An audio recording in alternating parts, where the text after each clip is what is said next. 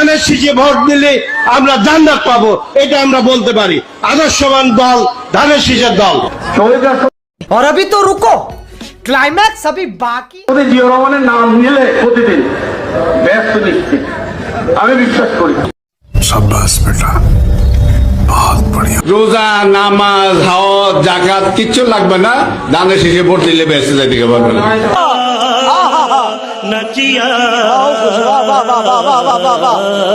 আপনার স্বামী যার পায়ের নিচে আপনার বেশ, সেই পুরুষ মানুষগুলো এখানে উপস্থিত আছে, তাদেরকে বলবো বাড়ি বাড়ি গিয়ে মা বোন চাচি খালাদের বলে দেবেন ভোট ধানের শীষে দিতে হবে। যদি ধানের শীষে ভোট না দেন, এই মহিলাদেরকে বলছি আপনারা জান্নাত পাবেন না।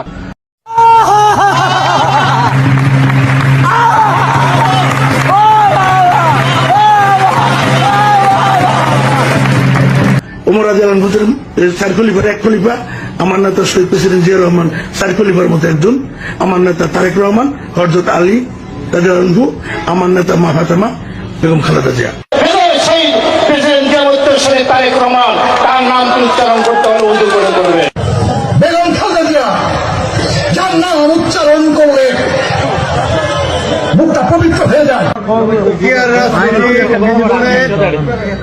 আমি মক্কা মনে করি সাধারণ তুদুরির এই বাড়িটাকে।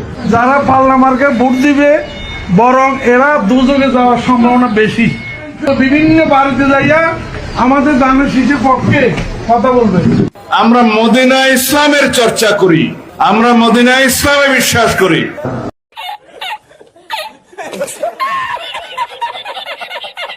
আল্লাহ তাআলা, গজবের মালিক আল্লাহ তাআলা, কে কোথায় যাবে সেটা সিদ্ধান্ত একমাত্র আল্লাহ তাআলা নেবে। তাহলে যারা গিয়ে বলে যে তাদেরকে ভোট দিলে বেহেশতে যাবে, এটা কি হতে পারে?